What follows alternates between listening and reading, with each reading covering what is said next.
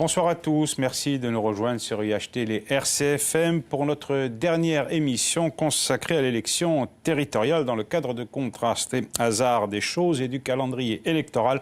Nous recevons aujourd'hui deux grands noms de la politique insulaire issus de deux familles qui ont marqué l'histoire politique de la Corse.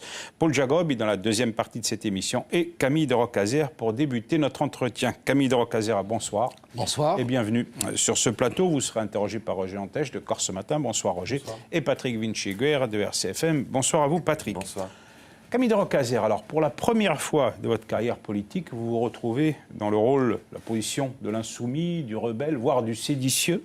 Vous n'avez pas l'investiture du mouvement Les Républicains, votre ami ou votre ex-ami, je ne sais pas, Nicolas Sarkozy vous a lâché. Comment est-ce que vous vous sentez dans cette position de dissident? Non, je suis dans l'orthodoxie. Je suis celui qui respecte, je dirais, sa famille politique, qui est engagée, qu'il a toujours rassemblé, c'est-à-dire je ne commence pas par diviser pour rassembler, je rassemble. José Ross ne la respecte pas, c'est tout. Ben écoutez, c'est pas José Ross qui est en cause. José Ross n'est pas en cause. Mais l'orthodoxie, c'est aussi lorsque on décide qu'il doit y avoir une fusion le soir du premier tour. Qui dit fusion dit qu'en principe, il n'y a pas d'investiture. D'ailleurs, c'est ce que tout le monde avait compris. Donc c'est ça l'orthodoxie. Bon, il se trouve qu'il y a une investiture qui a été donnée à la liste de José Ross. Je m'en réjouis pour lui. Pour ma part, c'est pas ça qui était déterminant pour pouvoir m'engager au service de la Corse avec 50 colistières et colistiers à mes côtés. Et simplement, nous avons dit que nous allions nous retrouver. Cela fait partie de l'orthodoxie. C'est lorsque, depuis 25 ans ou 30 ans que je suis engagé dans la vie publique, j'ai toujours servi ma famille. Je n'ai pas attendu qu'elle me serve. Je l'ai toujours servi, j'ai toujours rassemblé, j'ai toujours favorisé l'union que la division. Il y a des événements qui sont produits, qui ont entraîné cette situation. Voilà, n'y revenons pas. Maintenant, je regarde devant. Et ce qui compte pour moi, c'est d'apporter à la Corse des réponses avec ma famille politique rassemblée. Finalement, c'est si important que ça, une investiture. Qu'est-ce que ça, c'est de quel poids électoral? Est-ce que c'est pas quelque chose qui peut capter aussi les lecteurs? Parce que les différences entre Camille de Rocazère et José Ross, elles ne sont pas, dans les programmes au moins, si évidentes que ça. Ben, heureusement que nous sommes proches, parce que sinon, ça serait difficile de dire que nous allions fusionner. Nous avons déjà été ensemble par le passé, très souvent. Mais justement, qu'est-ce qu'un électeur de droite peut penser pour vous différencier? Sinon l'investiture. Des différences dans l'attitude, des différences dans la méthode, et puis le fait que, je dois dire que lorsque j'observe la situation et la campagne qui s'est engagée depuis quelques semaines, j'étais dans l'action lorsqu'il n'était plus dans l'action. Et que d'autre part, je dois dire que la position de mes collègues parlementaires sur cette liste peut troubler lorsqu'on sait qu'ils ne participeront pas à l'aventure finale. Donc ça fait des différences. Ensuite, sur le reste... Clair, vous reprochez l'éclipse de 10 ans de José Ross. Je ne reproche pas l'éclipse, mais si vous voulez... c'est ce que vous avez dit. Par rapport à ce qu'il a dit, j'ai bien entendu que je n'ai pas eu la parole. Mais tout le monde peut avoir la parole. Personne n'interdit à un leader politique, je dirais de talent, de prendre la parole et de s'exprimer sur tous les grands sujets de la Corse. J'aurais aimé que ma famille politique, ceux qui n'étaient pas forcément élus à l'Assemblée de Corse, s'expriment davantage sur tous les grands sujets que nous avons traités pendant 5 ans. Il n'a pas été éclipsé, il était présent d'une certaine façon. Ce retour a pu perturber certaines personnes, je l'entends dans la rue, je l'entends sur le parcours. Pour ma part, aujourd'hui, la question, ce n'est pas celle de José Ross, ni de Camille de Rocazère. La question, c'est: avons-nous en commun des valeurs essentielles? Avons-nous des convictions à partager? Avons-nous un projet pour que le 6 au soir, nous nous retrouvions, justement, quelles que soient les réponses que les électrices et les électeurs auront données à l'un à l'autre? Camille de Rocazère, chacun de vous fait assaut de proclamation unitaire. Mais quand on a vu ce qui s'est passé très récemment encore, il y a 2 semaines, au Conseil général de la Corse du Sud, avec cette espèce de guérilla parlementaire, on se dit que chez vous, l'union, c'est pas un combat, c'est une guerre. Hein. Non, non, non. N'en rajoutez pas. Regardez plutôt à gauche ce qui s'est passé. Non, mais lorsqu'on a... On n'est pas dans la consolation. Lorsqu'on a une majorité sortante, qu'on a réussi en 2010, Paul Jacobi avait rassemblé, paraît-il, toute sa famille politique, toutes les familles de gauche. Il se trouve qu'il y a une implosion à la sortie, à l'arrivée. Ça veut dire qu'il y a quand même des désillusions, des désaccords, des guerres internes, des déceptions personnelles. Beaucoup de choses se sont passées. Quant à nous, je regrette ce qui s'est passé depuis le début au conseil départemental. Mais je regarde devant. L'essentiel n'est pas aujourd'hui de régler l'affaire départementale, elle se réglera. L'essentiel aujourd'hui, c'est de consacrer notre énergie. Quand même, hein. J'ai toujours dépassé les rancœurs, les divisions, parce que pour moi, il y a un objectif. Il faut gagner. Pour gagner, on ne peut gagner qu'ensemble. Donc mon seul objectif, il est là. Et quelles que soient les rancœurs qu'il peut y avoir à titre personnel, à titre collectif, quelles que soient les divisions du passé, eh bien, nous allons passer au-delà de cela, parce qu'il y a le service de la Corse, il y a l'intérêt de la Corse qui prédomine. Vous parliez de Sauvergano Fichette et Laurent Marcangel qui, au second tour, quitteraient la liste au moment qui de sont l'Union. des amis avec qui je travaille à l'Assemblée nationale. Est-ce que Jean-Jacques Panunzi il sera de la fusion? Parce que, est-ce qu'il va retrouver des gens sur la liste Rossi dont la présence peut-être pourrait le gêner dans un second tour? Vous avez cette assurance-là ou non? Totalement, sans aucun doute. Nous sommes engagés dans le même combat, avec le même objectif, c'est de gagner pour mettre en œuvre un projet pour la Corse, pour changer les choses, pour porter la Corse, je dirais, vers un avenir autre que celui qu'elle connaît aujourd'hui, et notamment dans le domaine de l'emploi, dans le domaine de la croissance, dans le domaine de la création d'activités, en réponse à l'attente de notre jeunesse. Nous sommes d'accord sur tout, et il n'y aura aucun doute à avoir, le soir du 6, les choses vont se faire normalement. Alors, il y a au moins une différence avec José Ross, c'est la collectivité unique. Vous voulez d'une chambre des territoires, d'un comité des territoires. Non. José Ross, il ne veut pas l'entendre parler. Qui c'est qui l'emporte? C'est celui qui arrive en tête, qui impose... Écoutez, moi je n'ai jamais été pour la dictature, je suis un libéral, un gaulliste libéral. Ça veut dire quoi? Ça veut dire que tout sera objet de dialogue. Mais je pense que celui qui arrive en tête, il détermine quand même la ligne, puisqu'il ne faut pas tromper les électrices et les électeurs qui ont voté, qui ont soutenu une ligne. Il y a une ligne, il y a des différences. Mais je ne suis pas pour la Chambre des territoires. J'ai proposé, en première lecture, je dirais, de notre débat interne à l'Assemblée de Corse, qu'il devait y avoir, dans le cadre d'une collectivité unique, où nous faisons disparaître le département et donc les compétences des conseils départementaux. Et que pour moi, avoir une représentation uniquement avec toutes les compétences dans les mêmes mains, un pouvoir centralisé régional, c'est-à-dire l'équivalent du pouvoir central national que nous avons souvent combattu, on ferait la même chose à notre échelle. Je pense que ça serait une erreur. Et par rapport à cela, j'ai proposé effectivement que en 2003, on a vu quel était notre échec. Notre échec, c'était l'absence de correspondance à la proximité, la perte de cette proximité. Il y a des territoires qui sont des territoires fragiles, des territoires inquiets, des territoires qui ont peur pour leur avenir. Il faut donc les intégrer. Ne peut pas jouer ce rôle? Ah, justement. Alors, vous n'avez mal suivi l'évolution de ma pensée. Précisez. J'ai eu au début, effectivement, cette ambition d'une chambre des territoires, une chambre, pas deux chambres. Et puis on en a discuté avec Pierre Chaubon, qui était d'accord avec moi d'ailleurs au départ, pour imaginer. Mais lorsque j'ai vu qu'il n'y avait pas un accord suffisant entre nous et que certains voulaient en faire une coquille vide, une nouvelle agence, les territoires, tout cela raccordé à l'exécutif, ça ne veut rien dire, c'est une coquille vide. Donc j'ai réfléchi. Vous avez au niveau national 4 niveaux. Vous avez 1, la commune, 2, l'intercommunalité, 3, le département, 4, la région. Vous avez dans d'autres régions, vous avez là où il n'y a pas de département, vous avez des métropoles, donc 4 niveaux. En Corse, il n'y aura plus que 3 niveaux. Et la question, c'est le renforcement de l'intercommunalité. Renforcement en compétences, en moyens. La question qui se pose et qui n'est pas résolue aujourd'hui, c'est dans cette gouvernance. Parce que si nous faisons des territoires, il ne faut pas que ce soit des coquilles vides, qui ne soient pas, je dirais, dépendants en totalité de la collectivité unique. Et là, nous voyons aujourd'hui qu'il y a un débat entre nous, avec certains territoires qui veulent garder leur identité, leur authenticité, et d'autres qui sont prêts à fusionner. Donc il faudra trouver la formule. Donc le débat n'est pas tranché.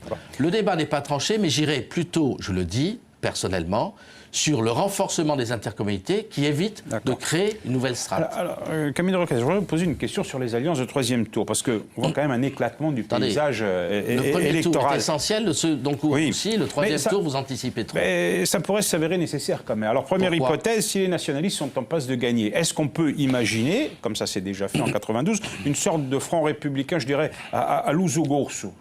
Vous l'aviez fait en 92, votre père, avec Paul Jacob. Est-ce que c'est imaginable, ça? Vous avez une lecture, mais moi je vous parlerai plutôt de 98, où nous nous sommes retrouvés, la famille libérale, l'ensemble des 3 listes se sont regroupées. Il y aura une majorité, si nous arrivons en tête le soir du premier tour... Mais relative, peut-être. Il y aura une majorité, mais une majorité relative si nous sommes à 24 ou 25 élus. Oui, mais si vous êtes à 20 ou 21, c'est plus pareil. Reconnaît tous les mérites de sa gestion passée, nous pourrons en reparler, j'espère. Mais à 24, il a pu effectivement avoir une majorité pour les votes les plus importants. Bon, pour ne pas faire grand-chose malheureusement au service de la Corse, parce qu'on a perdu beaucoup de temps. Mais pourquoi voulez-vous absolument que nous soyons contraints à... D'abord, le soir du premier tour, c'est une hypothèse. Il y a une union de la famille libérale, centriste et gaulliste qui se fera. Bon. Le soir du deuxième tour, cette union favorisera la victoire. Et j'en suis convaincu. Vous avez plus de chances d'avoir l'union de la droite que d'avoir l'union de la gauche. Vous le savez très bien.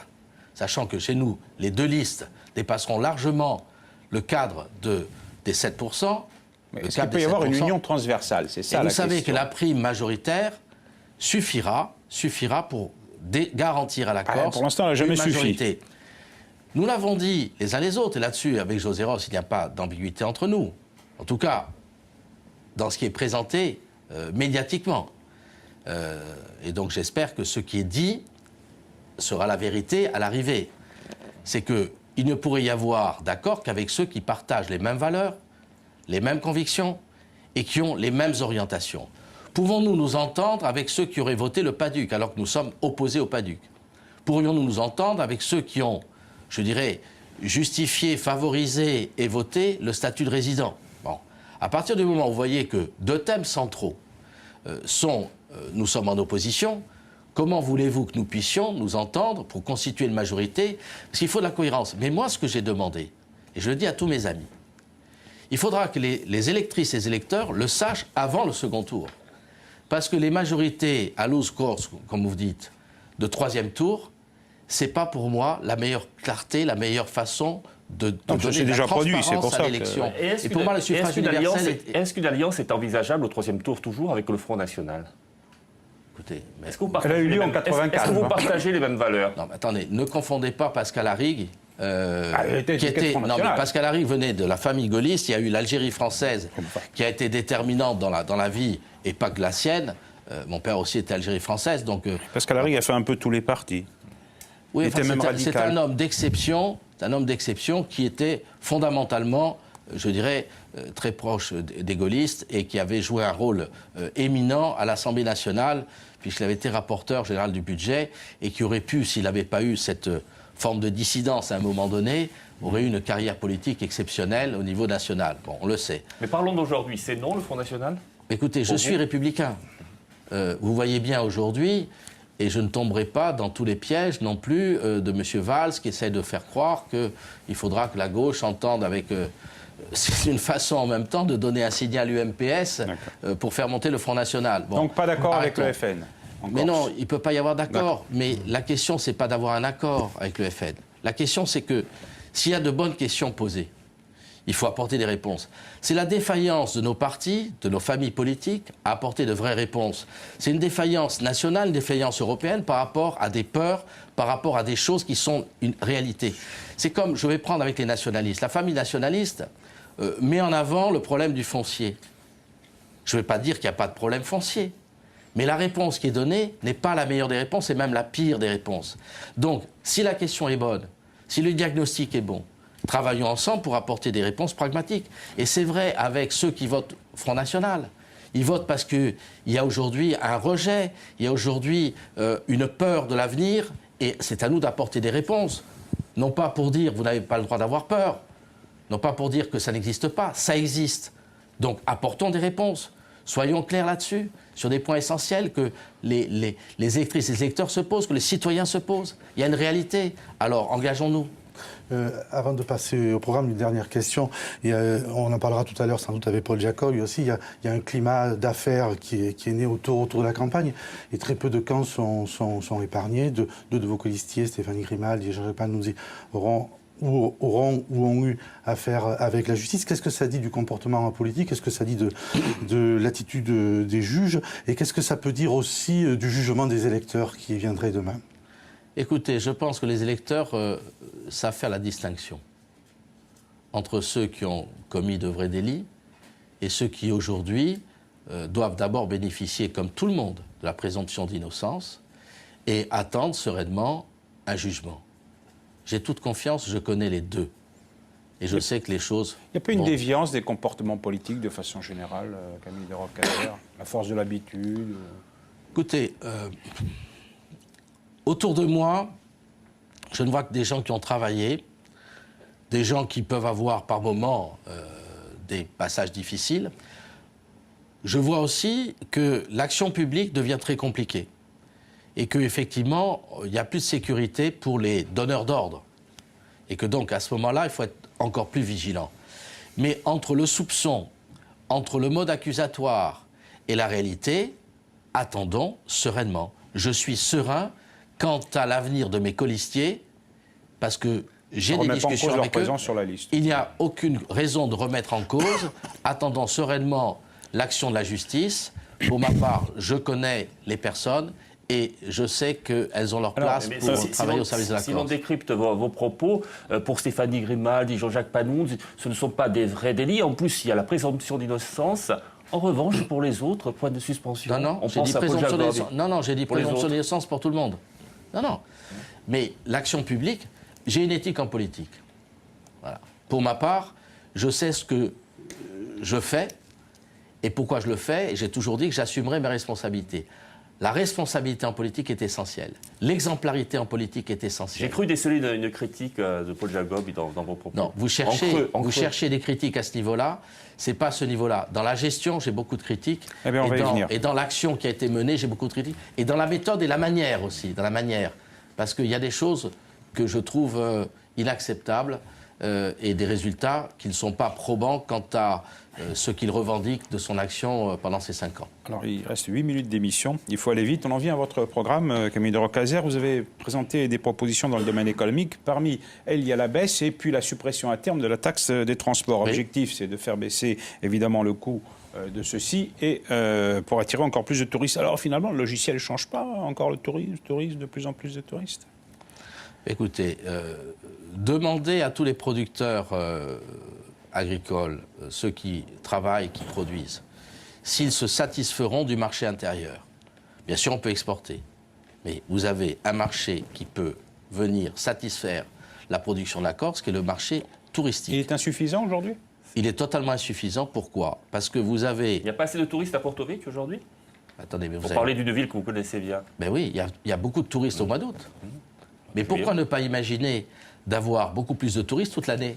J'étais l'autre jour à Pilacanal, il faisait un temps magnifique, on était sous une tonnelle dans un bar en train de prendre un verre avec un soleil magnifique. Que m'a dit le maire? Il n'y a personne, il devrait y avoir du monde. Et c'est ça la différence. Pourquoi voulez-vous condamner le tourisme comme si c'était un mal, alors que je dis que c'est un bienfait parce que nous avons des capacités, et il ne s'agit pas d'un tout tourisme, ça n'a jamais existé nulle part. Il s'agit simplement, le tourisme c'est des services, c'est plein d'activités. C'est au service de l'agriculture. On parle d'agrotourisme. Si nos productions sont de qualité, ça fait venir un tourisme de qualité. Mais ce tourisme de qualité ne peut venir que 2 ou 3 mois par an. Oui, mais... Si vous voulez avoir la satisfaction d'amortir les investissements dans l'hôtellerie, dans la restauration, dans le logement, dans tous les domaines d'activité qui créent de l'emploi, et de l'emploi à forte valeur ajoutée. Mais 37 il faut bien étaler davantage. C'est le montant de la taxe, c'est important pour les ressources de la collectivité territoriale qui n'en a pas beaucoup. Non, mais moi je justifie le tourisme, comme je justifie l'économie numérique, comme je justifie l'agriculture, et j'étais un grand défenseur de l'agriculture, j'ai aidé les agriculteurs à sortir de leur endettement et avoir un plan de relance. Mais le tourisme, c'est un bienfait pour la Corse. Simplement, il faut l'organiser autrement, qu'il soit plus forte valeur ajoutée et qu'il soit davantage étalé sur l'année. J'ai proposé... Ce qui n'a pas marché hier marcherait demain. L'étalement, par exemple. Mais vous le voyez bien. L'étalement, c'est parce qu'il ne faut pas prendre en compte cette il faut libérer le ciel de la Corse, il faut libérer la mer. Aujourd'hui, nous sommes dans un système qui est totalement un système administré, un système, je dirais, malthusien. Eh bien, il faut l'ouvrir. Vous parlez souvent des low cost. Les low cost, ce n'est pas un mal. C'est simplement quelque chose qui se développe partout dans le monde et partout en Europe. Allez en Sardaigne, à Alghero, à Olbia et à Cagliari. D'accord. Vous verrez Mais toute l'année des avions. Comment vous compensez cette baisse? Suppression de 37 millions, c'est pas La rien. première chose, pour être rapide, je la baisse progressivement année par année pour l'amener, parce que ça, on peut le faire tout de suite. La baisse d'une taxe va générer de l'augmentation du trafic. Donc, la baisse est compensée par le volume de trafic qui crée du produit nouveau. C'est comme dans une commune, vous baissez la taxe d'habitation, vous avez une attractivité et vous avez l'assiette qui s'élargit. Si ce n'est pas suffisant, ne sommes-nous pas capables de faire des économies dans cette collectivité lorsqu'on a gaspillé l'argent public en fonctionnement?